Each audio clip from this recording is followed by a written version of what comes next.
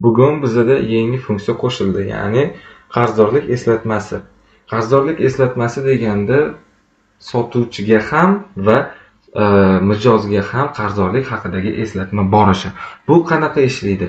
Mana o'zimiz xohlagan mijozga, o'zimiz xohlagan mahsulotni qarzga sotganimizda, ya'ni saqlashni bosganimizda shunday eslatma qo'shilsinmi degan so'rov chiqadi va qo'shishni bosganimizda shunda yana ba'zi narsalarni so'raydi. Bu yerda biz o'zimiz xohlagan nomni bersak bo'ladi hozirgi qarzdorlik eslatmamizga va bu yerga esa mijozimiz qachongi to'lov qilishni va'da qilganini belgilaymiz. Mana hozir bu yerda shu sanada shu mijozimiz xuddi shu summani berishni va'da qilgan deb to'ldiramiz. Endi saqlashni bosganimizda shu mijozga qarzdorlik eslatmasi avtomatik ravishda shakllandi.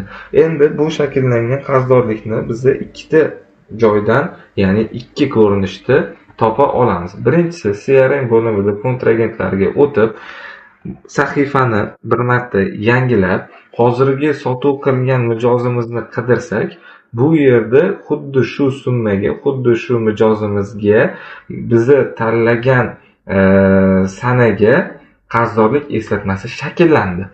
Endi keyingi ko'rinishimiz esa boshqa bo'limida, vazifalar paneli ichida, qarzdorlik doskasining ichida bo'ladi.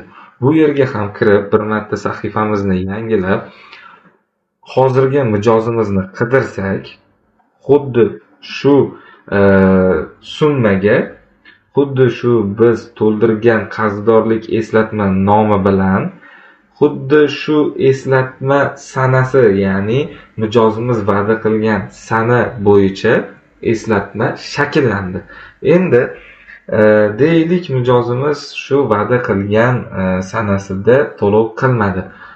Bu holatda bizning qarzdorlik eslatmamiz avtomatik ravishda muddati o'tgan statusiga, ya'ni ustuniga o'tadi va bizda bu yerda eslatma keladi muddati o'tgan qarzdorlik ko'rinishida.